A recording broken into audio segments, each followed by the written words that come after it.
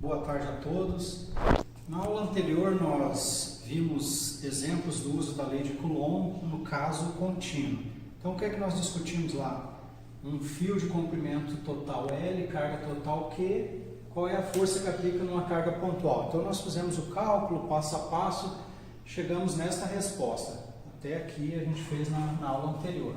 Então essa foi a nossa resposta. Eu me empolguei lá nas contas, acabei nem comentando o significado, então antes de prosseguir eu queria comentar um pouquinho. A gente pode reescrever o que está aqui entre parênteses, fazendo o MMC, a gente escreve daquele jeito lá. Então, cancela ali o L com o L e a gente pode escrever dessa maneira. Então, quando eu tenho duas cargas pontuais, como é que eu faço? Eu uso a lei de Coulomb, está ali, ó. Carga 1, carga 2, distância entre elas ao quadrado. Quando uma das cargas, no caso o fio, não é pontual, como é que fica? Ó, mudou, a gente tem a constante K, produto das cargas, em cima está igual, só que embaixo não aparece só a distância ao quadrado. Ó, aqui eu teria R vezes R, que dá R ao quadrado, R vezes L, então aparece o R, a primeira potência, a distância entre... Quem que é R? A distância entre a carga e o fio, aparece na primeira potência e na segunda potência, então é diferente, ó, comparem da lei de Coulomb para cargas pontuais. Às vezes os alunos perguntam, mas eu poderia trocar este fio por uma carga total Q bem aqui no centro do fio? Então, ao invés de usar o fio, pegar uma carga pontual igual a carga total do fio. Quando que eu poderia fazer isso? Posso fazer isso? Então, na verdade, se a gente olhar aqui para o nosso resultado, ó, o que acontece se a distância entre a carga, o R, que é a distância entre a carga e a extremidade do fio, for muito grande? Então, se o R tende a infinito, aqui no nosso resultado, se o R for muito grande, vai para infinito, quer dizer que ele é muito maior do que o comprimento L desse fio. Então, na soma, eu posso desprezar esse L aqui, ó. Então, R mais L, como R é muito grande, está indo para infinito, muito maior do que L, eu considero como R. R vezes R vai dar R ao quadrado.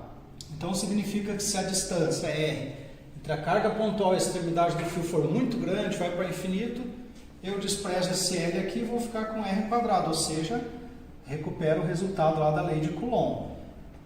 De uma maneira informal, como é que a gente pode ver isso sem calcular? Olha, se eu pego a carga Q e começo a me afastar muito do fio, vou afastando.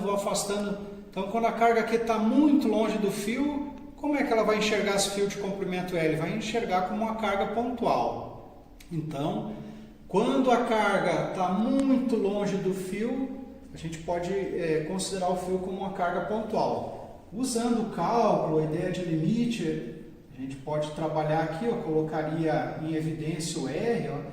Então ficaria assim, tem esse R já lá fora, né? Coloque em evidência um R aqui, ficaria ali dentro, ó, 1 mais L dividido por R. Então, quando esse R é muito grande, tende ao infinito, vai a zero esse termo, sobra 1 vezes R dá R quadrado. Então, chegaria naquele resultado. Só que na física a gente faz um pouquinho mais rápido, pensando, né? Se eu estou somando algo, esse R é como se fosse o peso de um elefante e o L é o peso de uma formiguinha, somar o peso da formiguinha, o L não altera em nada. Então, na soma, eu desprezo esse L aqui e fico só com R, vai dar o R quadrado.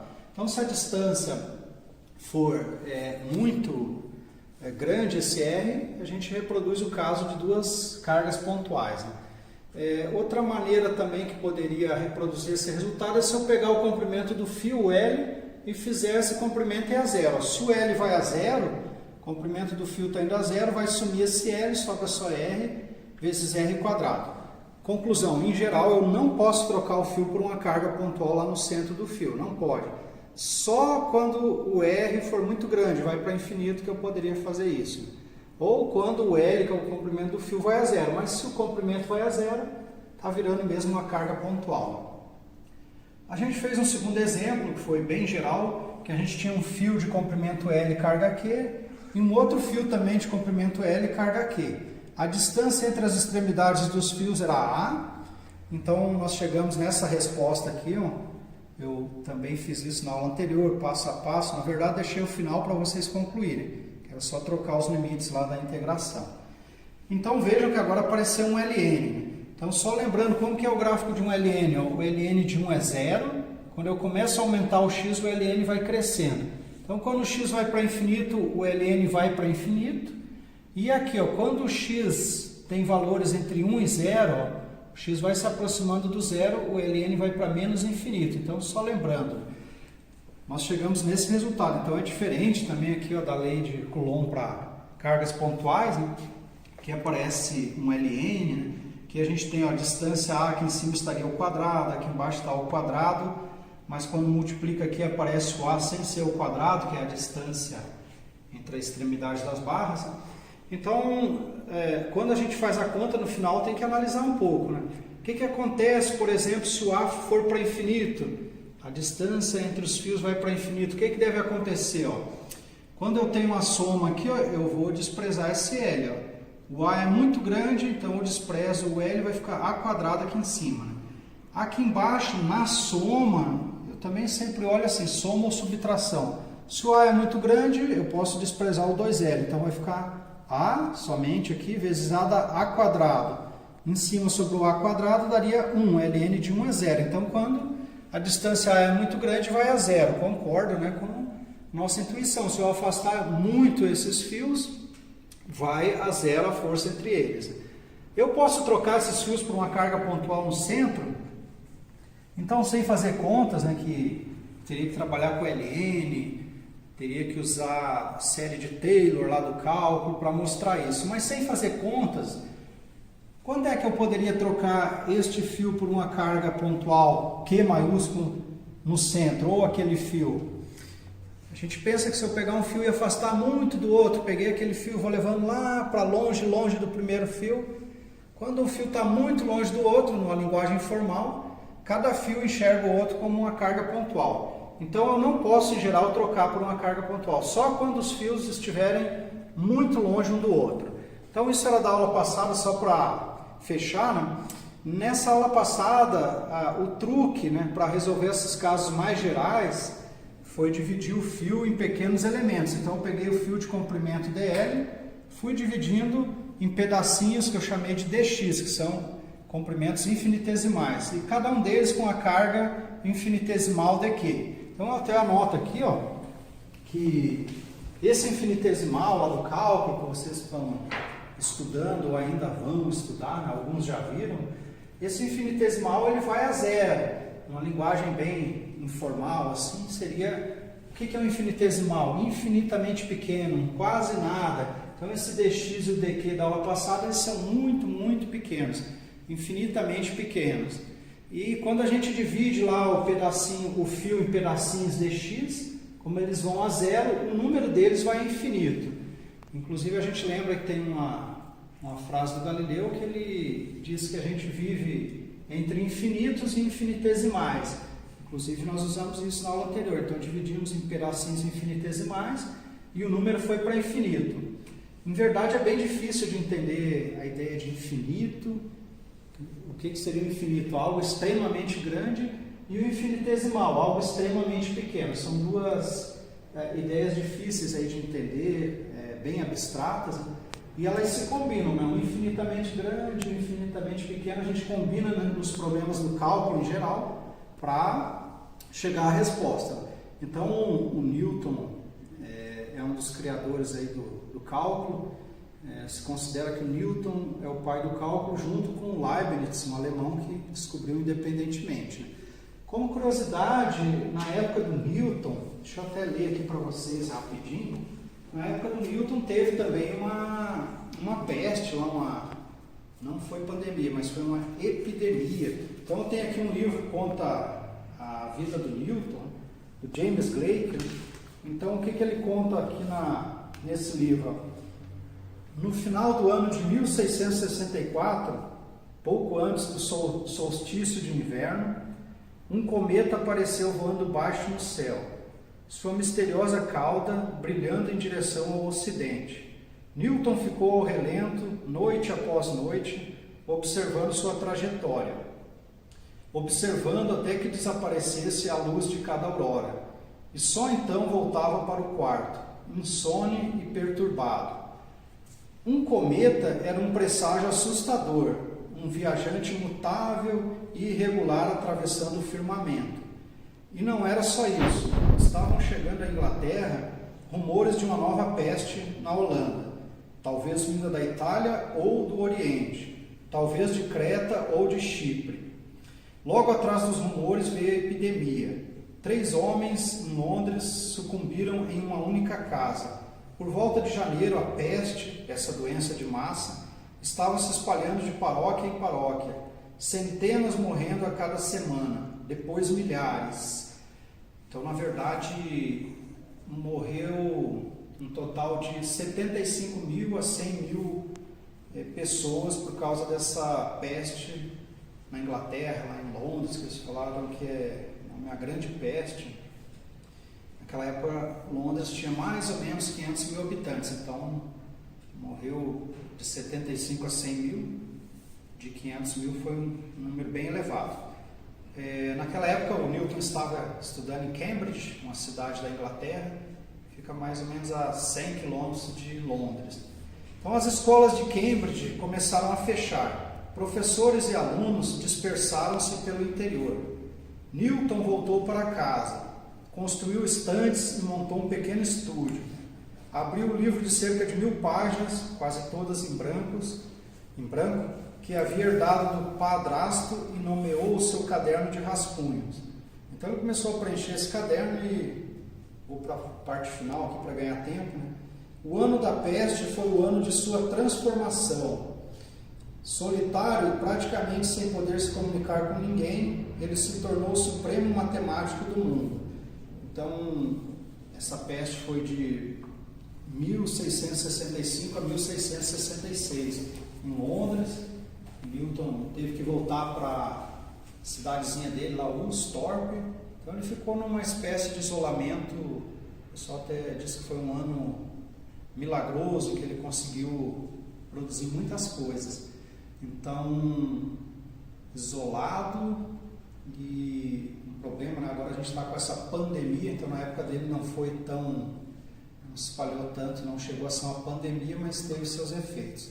Então é curioso lembrar assim que o Newton, um dos criadores do cálculo, um dos criadores, né, da matemática moderna e da física moderna, enfrentou também um período de isolamento como a gente está enfrentando. Muito bem, é só uma curiosidade.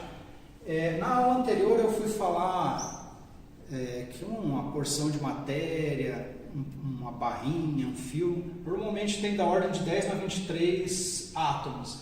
Aí eu fui falar lá do número de Avogadro, eu falei 1,6, 10 a 23. Então, para que os químicos não fiquem me odiando, só corrigindo aqui uma correção. Então é 6,02. De qualquer modo, o importante para mim lá era este número aqui, 10 na 23, me dá uma ideia de quantos átomos tem no material. Eu lembro que em 12 gramas de carbono a gente tem este número aqui de átomos, 6,02, 10 na 23. Se eu tiver 1 grama de hidrogênio, eu também tenho isso, 6,02, 10 na 23 átomos. Então dá uma ideia da quantia de átomos que eu tenho. Então eu peguei 12 gramas de carbono, teria da ordem de 10 na 23 átomos. Se eu pegar, ao invés de 12, vou aumentar para 120. Então multiplico por 10 esse número, vai para 10 na 24, soma, né? 10 na 23 com 10. Então dá uma ideia do quanto tem de átomos no material. Eu estava comentando a quantia de cargas, no caso contínuo. Para o carbono, que tem 6 elétrons, ele tem 6 prótons. Então dá uma ideia para a gente do quanto tem de elétrons numa porção de matéria. Então, elas são uma correção da aula anterior. Muito bem, até agora o que nós vimos? Então, na primeira aula eu fiz uma revisão do ensino médio, aí nas aulas 2, 3, 4 e 5, então nas aulas seguintes eu apresentei a lei de Coulomb e fiz exemplos do caso discreto e do caso contínuo, que é mais geral. Então, resumindo tudo que a gente viu nas 5 primeiras aulas, sendo que 4 delas eram da eletrostática, um resumo está aqui, ó, resumando a eletrostática. O que tem lá na eletrostática? A lei de Coulomb e o princípio da superposição. Então, com isso eu consigo resolver os problemas, dado uma distribuição de carga, qual é a força que uma carga exerce nas outras. Essa distribuição pode ser cargas pontuais, que eu consigo contar, ou pode ser uma distribuição contínua. Então, com essas duas ideias aqui, a lei de Coulomb e o princípio da superposição, nós conseguimos resolver esses problemas. A princípio, então, vimos toda a eletrostática. Só que os físicos normalmente gostam de ver a mesma questão de vários ângulos. Então, hoje a gente vai definir o campo elétrico, que é uma outra maneira de estudar a eletrostática, de estudar a ação de uma carga sobre outra carga. Então, lá, até o momento, o que eu estudei? Se eu tiver uma carga 1, a distância R de uma carga 2, a força entre elas que vem da experiência depende do produto das cargas e o inverso do quadrado da distância. Vale, né, a lei da ação e reação, então a força de 1 em 2 é igual à força de 2 em 1. Isso aí eu vi nas aulas anteriores. Agora, uma coisa curiosa aqui nessa fórmula e que nos motiva também a introduzir a ideia de campo, vejam, não depende aqui do tempo, essa equação aqui não depende do tempo, só aparece a distância e as cargas. O que significa? Então, se eu movimentar uma carga aqui, ó, vou movimentar a carga 2. Se eu movimento a carga 2, a força que ela sofre muda instantaneamente, né? Então isso é um pouco estranho, né? Que a gente chama isso de ação à distância. Isso gerou dúvidas, gerou controvérsias, porque normalmente, como que funciona? Eu quero movimentar uma mesa, eu tenho que tocar na mesa, é uma força de contato, né? Lá de Física 1, tem forças de contato que eu empurro a mesa, puxo a mesa, então tem um contato entre os corpos. Aqui não tem, né? A carga 1 não está tocando, não está em contato na carga 2. Então, quando eu movimento a carga 2, a carga 1 de algum modo fica sabendo e ela muda a força que está aplicando. Ou seja, depende aqui da distância, mudou a distância, altera. Então, a questão é, como é que a carga 1 fica sabendo que a carga 2 se moveu? Então, a gente pensa modernamente que a velocidade máxima com que a informação pode se propagar é a velocidade da luz, que eu comentei um dia na aula, aquele C, 3 vezes 10 na 8 metros por segundo. Então, essa seria a velocidade máxima com que a informação se propaga. Se eu movimentei a carga 2, modernamente a gente pensa, né, levaria um tempo para a informação chegar na carga 1 e para que tivesse uma alteração na força. Mas aqui, nessa lei de Coulomb, no início, a gente pensava que era uma ação à distância, né? Então, se eu movimentar a posição da carga 2, instantaneamente já muda essa força. Então eu posso tentar surpreender a carga 1, né? Mudar muito rápido essa carga 2, instantaneamente mudaria a força. Então o pessoal achou isso estranho e ficou pensando, será que ao invés de ter uma ação à distância, será que não é mais lógico dizer que tem uma ação mediada, que tem alguma coisa entre as cargas que age? Então essa é uma ideia que levou ao conceito de campo. O que seria um campo? Então é um mediador, algo que está entre as cargas e que ajuda a explicar essa ação que a gente inicialmente chamou de ação à distância. Então na ação à distância não tem nada entre as cargas, eu movimento uma, a outra fica sabendo. Então o que seria o campo, a ideia de campo? Então a gente pensa, quando eu trago uma carga, se eu trouxer uma carga aqui para a sala de aula, então eu vou imaginar que fiz vácuo aqui, tirei matéria, tirei energia. Aí eu trago uma carga Q, que a gente vai chamar de carga fonte. Então eu trago uma carga Q aqui para o meio da sala. Então a gente diz que esta carga Q que eu trouxe aqui, ela altera o espaço à sua volta. Então poderia ser o vácuo, poderia ser o ar seco. A presença dessa carga, que eu chamo de carga fonte, ela muda o espaço à sua volta, ou seja, a gente diz que ela gera um campo elétrico. Como é que eu sei que houve uma mudança do espaço? Eu trago uma segunda carga, eu chamei de Q0, uma carga teste. Então eu trouxe a primeira carga para a sala, ela mudou o espaço à sua volta. Trago uma segunda carga, essa segunda carga vai sentir a ação da primeira. Então o campo elétrico é uma influência que uma carga gera no espaço à sua volta. Seria essa, em palavras, a definição, né? Eu já vou mostrar aqui a definição matemática. Então o que a gente pensa? A carga Q gerou um campo, sua volta, quando eu trago a carga Q0, ela vai sofrer a ação do campo. Então esse campo é um mediador. Ao invés de ter uma ação à distância, como se pensava no início, e o que gerou controvérsias e dúvidas, até hoje ainda tem essas discussões, agora a gente tem o campo. Então esse campo, a gente atribui algumas propriedades. Ele pode ter energia, guardar energia, ele pode se propagar, mas exatamente o que é esse campo? Então o Griffiths, no seu livro lá de eletromagnetismo, é um dos poucos que admite claramente. A gente não sabe exatamente o que é um campo elétrico. É como se fosse um truque matemático. A gente usa para calcular, para explicar, mas no fundo não sabemos. Mas em física acontece bastante isso. O que é mesmo a carga elétrica? Eu não defini nas aulas anteriores, mas os livros definem da seguinte maneira. O que é carga elétrica? É uma propriedade intrínseca da matéria. Esse intrínseco quer dizer essencial, inerente. Então, no fundo, a gente não sabe o que é a carga elétrica. Mas isso não é importante na ciência. O que é importante na ciência? Embora a gente não saiba exatamente o que é a carga elétrica, a gente consegue calcular as propriedades da carga elétrica. A gente consegue calcular a força de atração, de repulsão, e com isso a gente consegue fazer previsões, que seria o objetivo da ciência clássica, saber para prever. Então a gente consegue fazer boas previsões. Então isso que é importante, mas exatamente o que é uma carga? Não sabemos. Exatamente o que é um campo? Não sabemos. Então são conceitos abstratos, né? Em geral os professores nem comentam. O que a gente faz normalmente numa aula? Só define, que eu vou definir agora. Então todos os meus comentários poderiam até ser abandonados, eu poderia começar agora. Pessoal, campo elétrico, o que é mesmo? Força dividida por carga. Então, seria a força elétrica, que a gente aprendeu a calcular usando a lei de Coulomb, dividido pela carga. Então, força por unidade de carga. Qual que seria a unidade do campo elétrico? Newton, que é a força por Coulomb.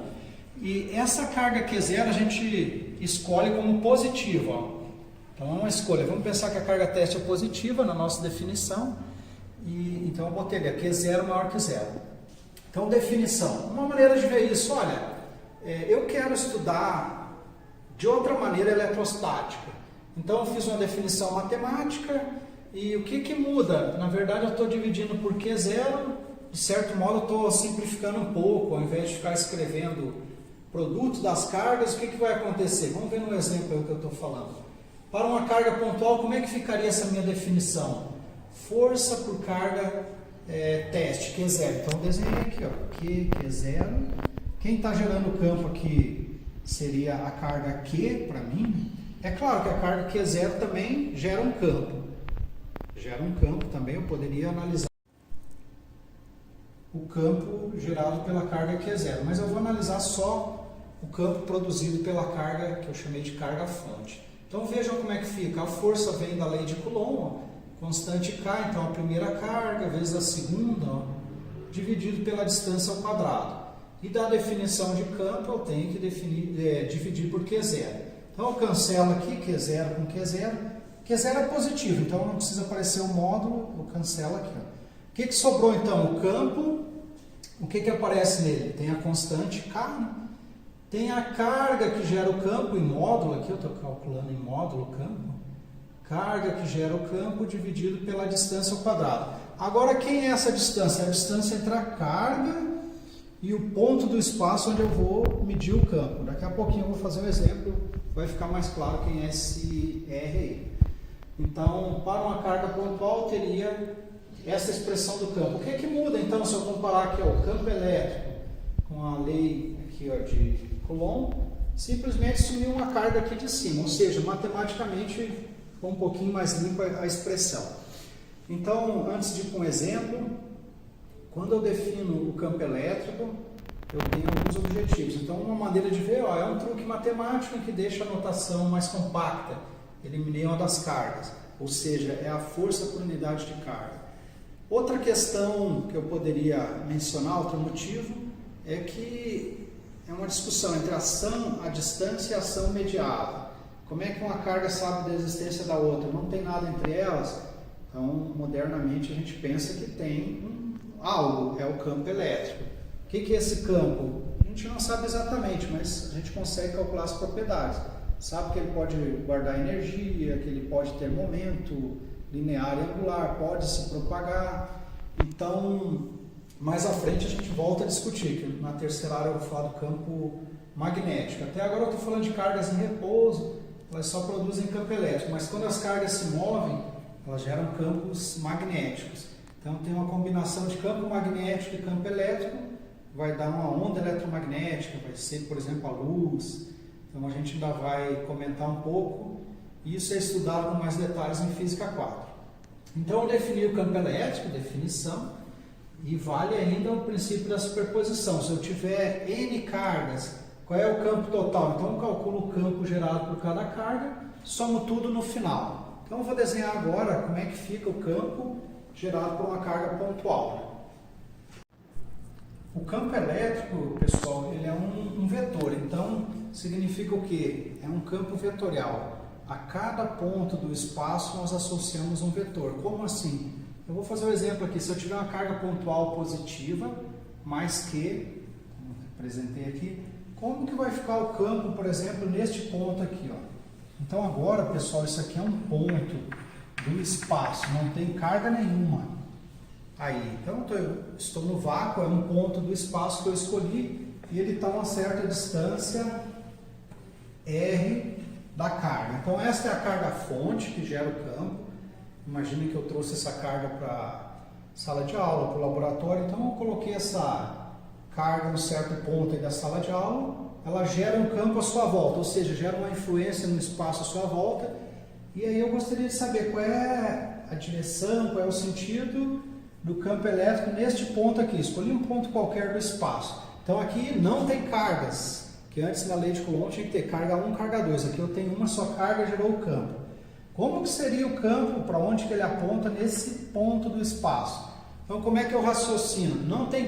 Como é que eu vou raciocinar? Não tem carga aqui no ponto, vou chamar um ponto P aqui do espaço.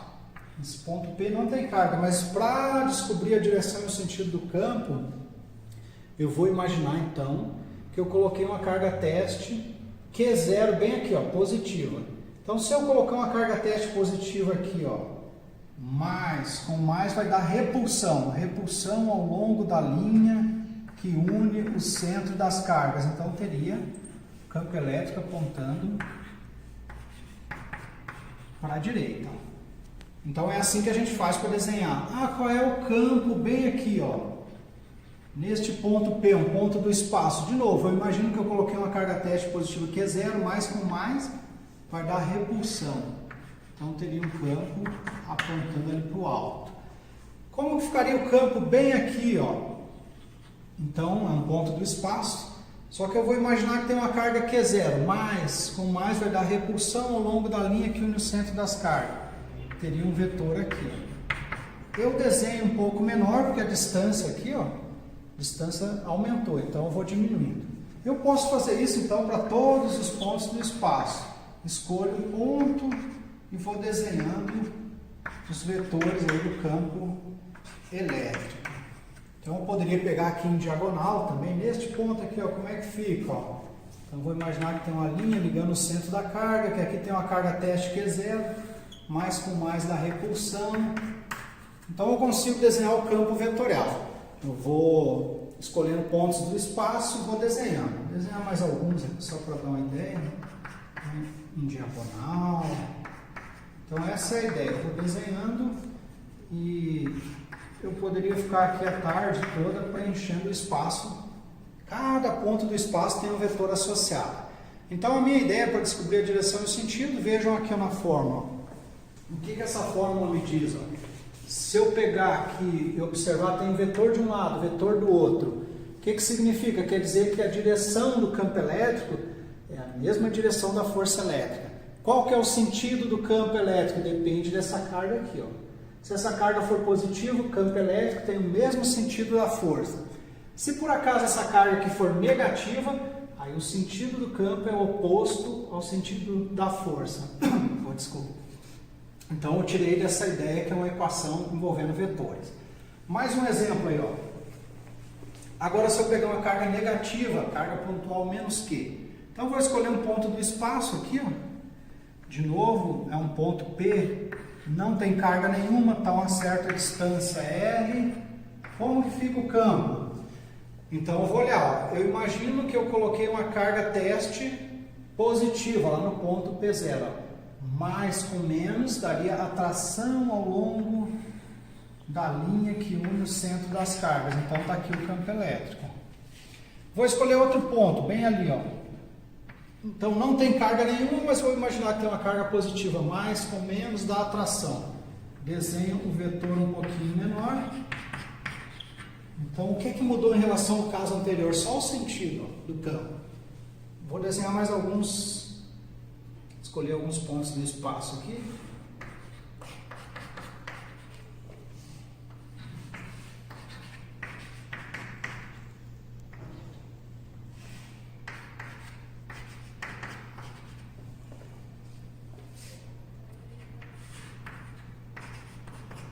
Então, vocês podem ver o desenho mais completo no nosso livro lá do Sears, ou em algum outro livro da preferência de vocês.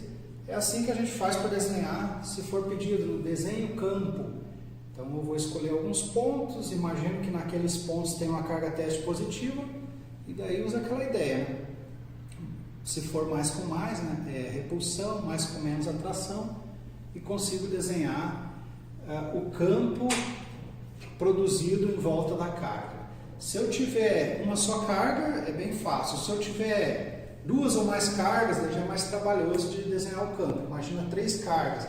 Você tem que pegar num ponto, desenhar 3 vetores, ver para onde que aponta a resultante do campo, e aí sim você desenha um vetorzinho. Muito bem, então agora eu vou fazer um exemplo numérico para a gente fixar bem essa ideia de campo elétrico e ver na prática como é que calcula. Então, em nosso primeiro exemplo de cálculo do campo elétrico, é um exemplo do livro do Sears, a gente tem aqui 2 cargas pontuais, a carga Q1 e a carga Q2. Elas estão separadas por uma distância aqui, ó, de 10 centímetros.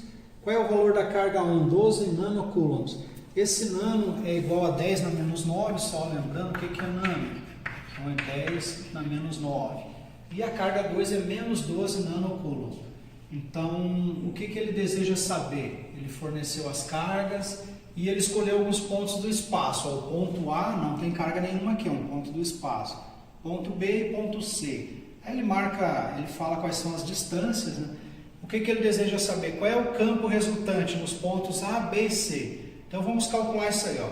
No ponto A, como que ficaria? Então no ponto A temos, como eu disse para vocês, vale o princípio da superposição. Então o campo total no ponto A vai ser igual ao quê?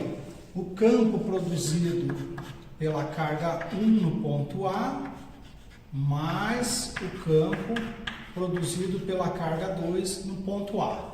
Então é uma soma vetorial, é o princípio da superposição. Então eu vou olhar aqui no ponto A do espaço, não tem carga nenhuma, mas eu vou imaginar agora que eu tenho uma carga teste aqui no ponto A. Então se eu colocar uma carga teste positiva aqui é 0, o que eu vejo? Carga 1 mais com carga teste positiva mais com mais vai dar repulsão. Então eu teria uma força apontando para a direita. Então o campo que a carga 1 produz no ponto A estaria aqui, ó, apontando para a direita. Como que fica agora o campo produzido pela carga 2? Eu esqueço então da carga 1, superposição, olho só para 2 agora, carga 2, ó, menos, se eu colocar aqui uma carga teste positiva, menos com mais vai dar atração, então eu teria aqui para a direita uma força, então o campo aponta para a direita também, ficaria o campo de 2 em A aponta aí para a direita. Então eu poderia desenhar separado aqui talvez, né? No ponto A então tem uma força apontando para a direita, vai dar um campo para a direita. E tenho também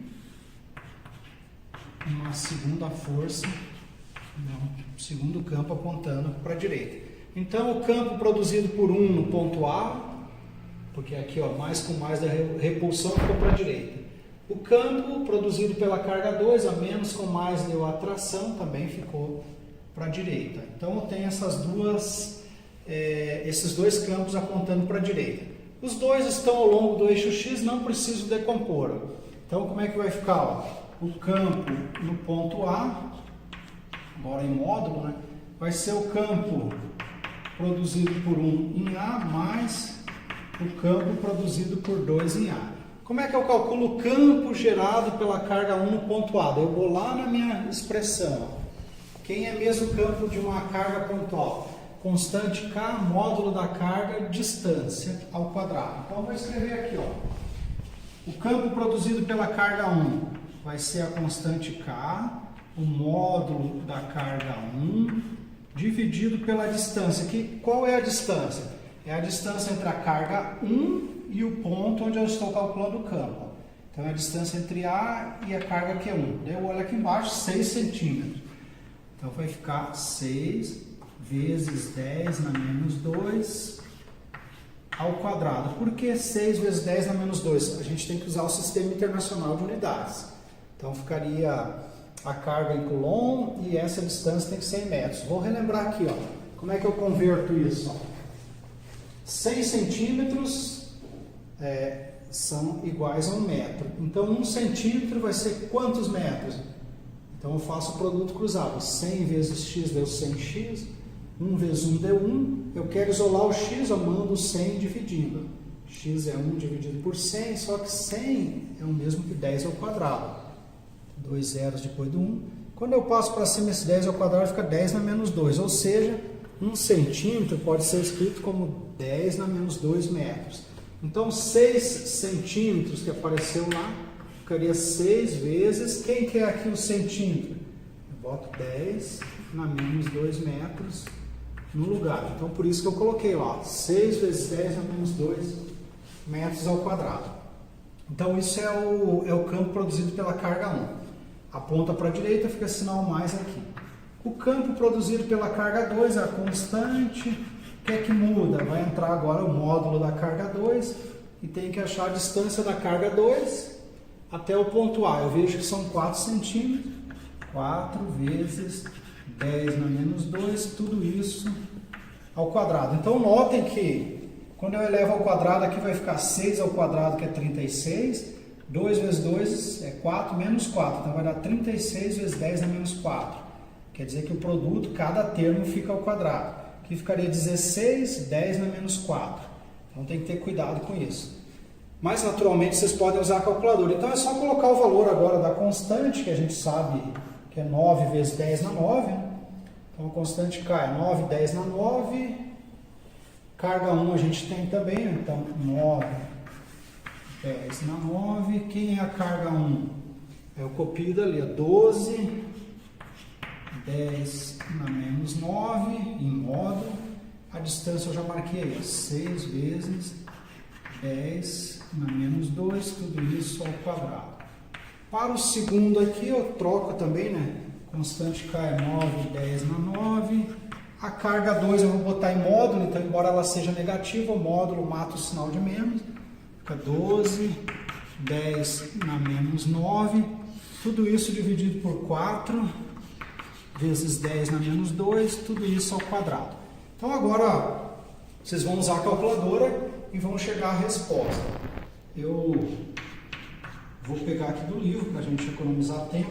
Então, o campo no ponto A, eu vou anotar aqui o resultado, é só colocar na calculadora e a gente obtém o valor. Deixa eu olhar aqui. Campo no ponto A, soma tudo, deu 9,8 vezes 10 na 4 Newton por coulomb. 9,8, 10 na 4 Newton por coulomb.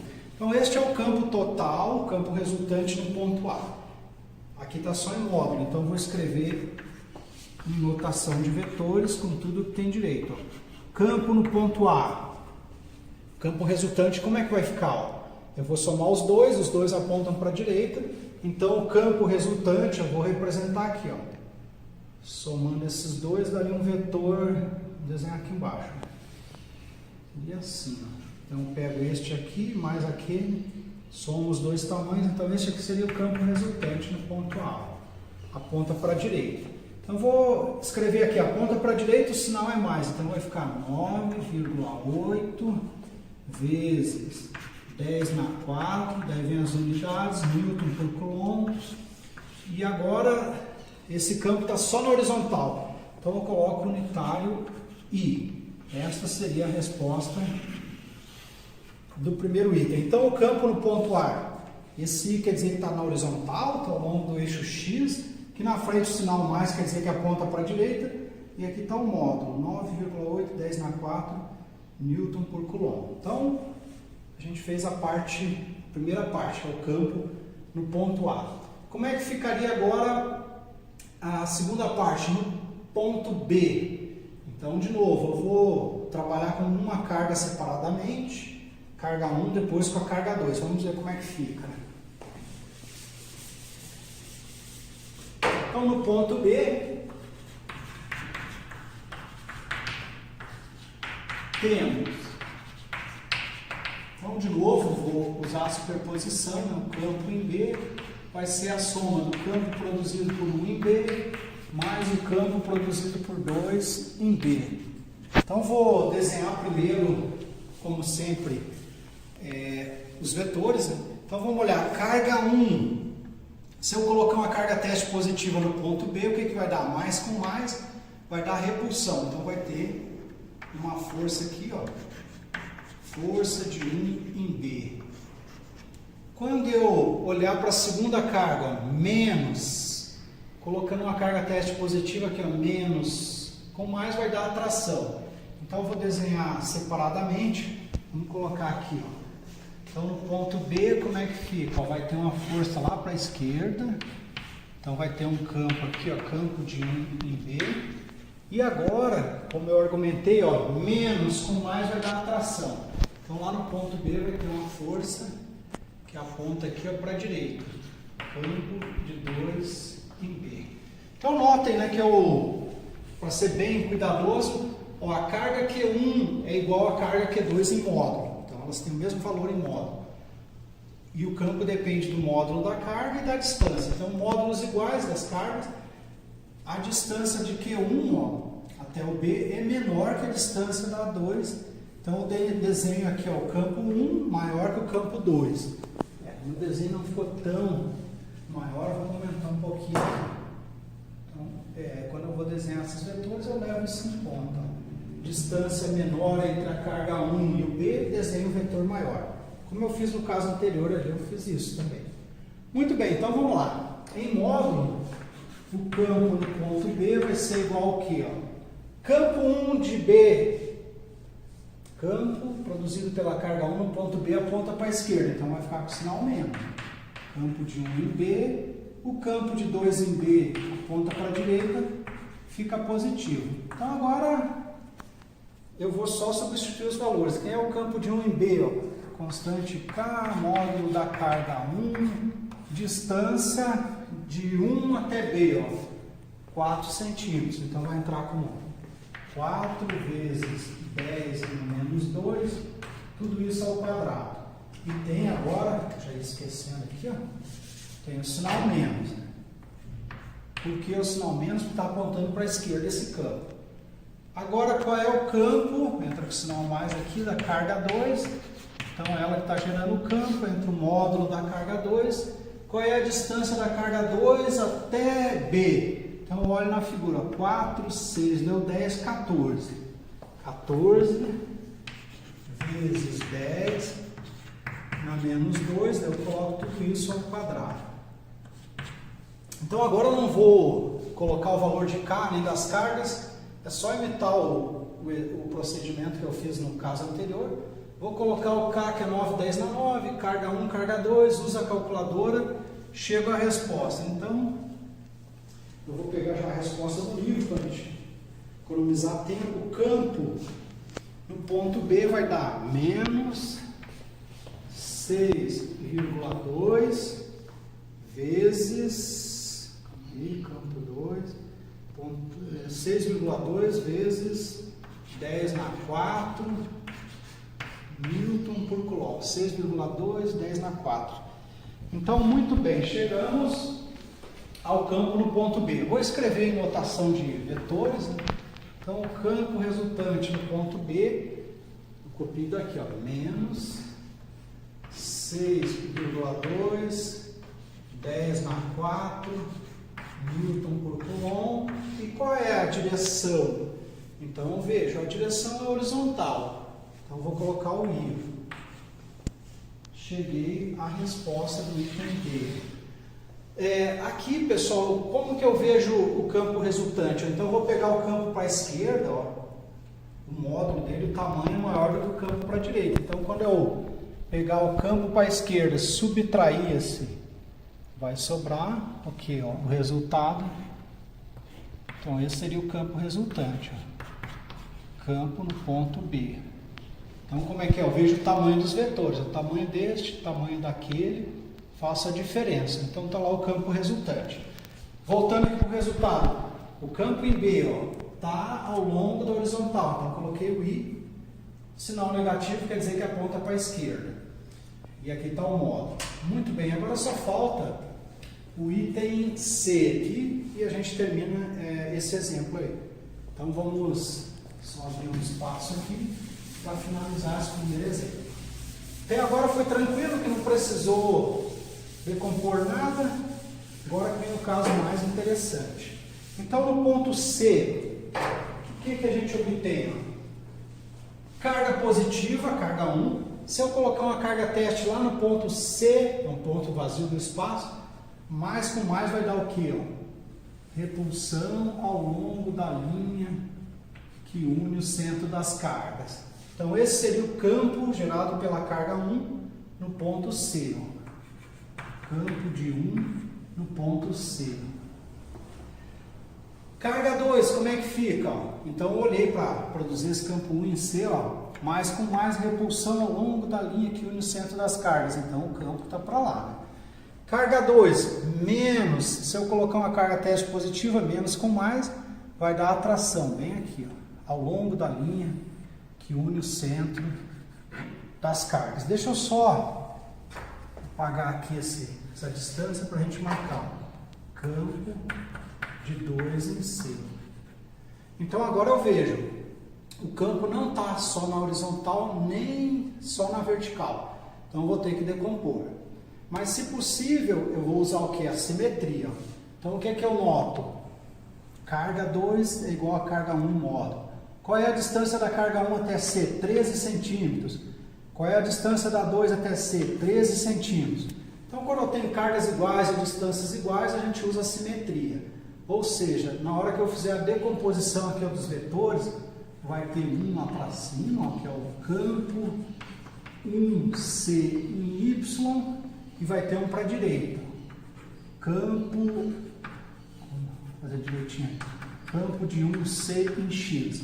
Quando eu fizer a decomposição do outro vetor aqui, vai ter, agora o campo 2 em C, vai ter um apontando para baixo, campo 2 em C, Y.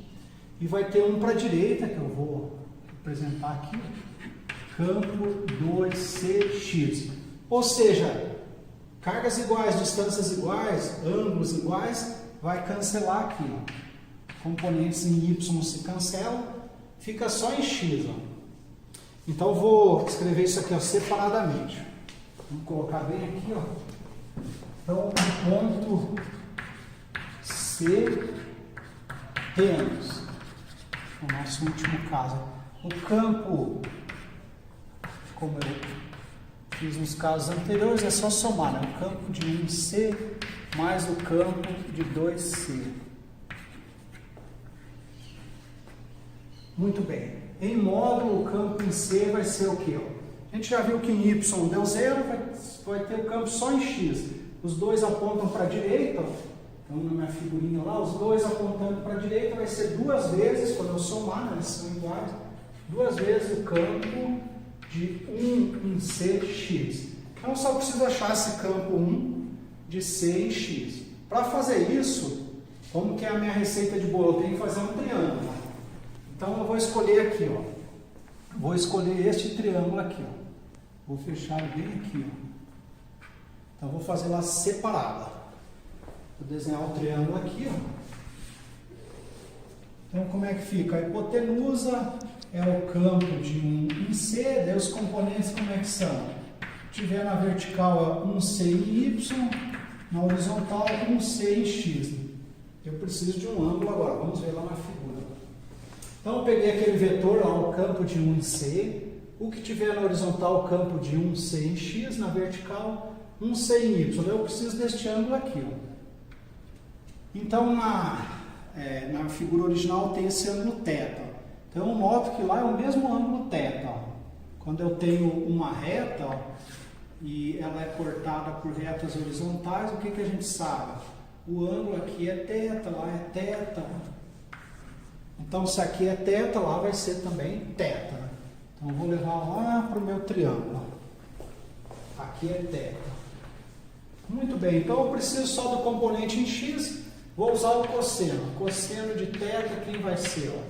Quem está próximo, 1, campo 1C em X pela hipotenusa. Campo de 1. Então eu isolo aqui e consegui, ó, o campo de 1C em X, ele é igual ao quê?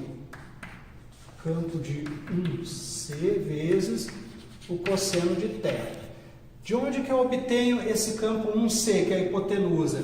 Então eu pego da minha definição lá do campo elétrico. Quem vai ser esse 1C? Ó? Ele vai ser a constante K, módulo da carga 1 e a distância da carga 1 até o C ao quadrado. Então, olhando lá na minha figura, ó, qual que é a distância da carga 1 até o C? Ó? 13 centímetros.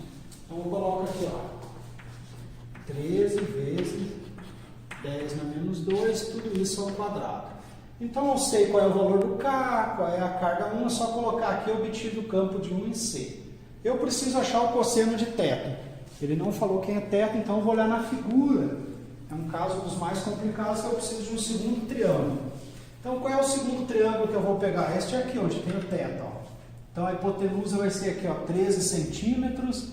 Aí eu vou fechar ele bem aqui, ó, bem no meio da distância. Então, da carga 1 até a carga 2 dá 10 centímetros. Como eu vou pegar bem no meio da distância, daria 5 aqui embaixo. A simetria da figura. Fechei o triângulo bem aqui, ó. Então, a base tem 5. Vou fazer aqui, ó. Por que eu preciso disso? Só para achar o θ, né? Então, aqui deu 13 centímetros, aqui embaixo 5. Muito bem, agora eu já consigo achar o θ. Quem é o cosseno de θ? O adjacente, 5, e dividido pela hipotenusa. Vejam que aqui eu não preciso converter, porque ó, cancela, né, centímetros com centímetro, a unidade.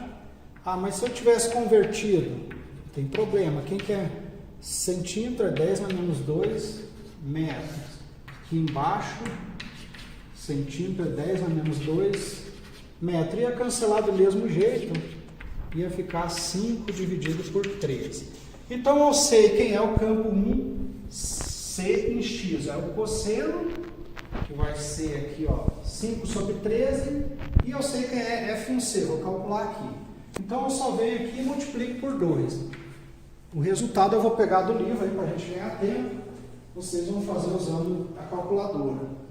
Então o campo no ponto C vai dar 4,9, 10 na 3, 4,9, 10 na 3, Newton por Coulomb.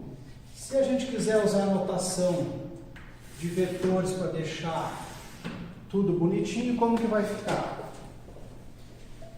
Então eu vejo aqui na minha figura, ó, cancelou o que estava na vertical. Então a resultante está aqui na horizontal. Ó. Somei esses dois, ó. Então a resultante seria um vetor deste tamanho aqui. Ó.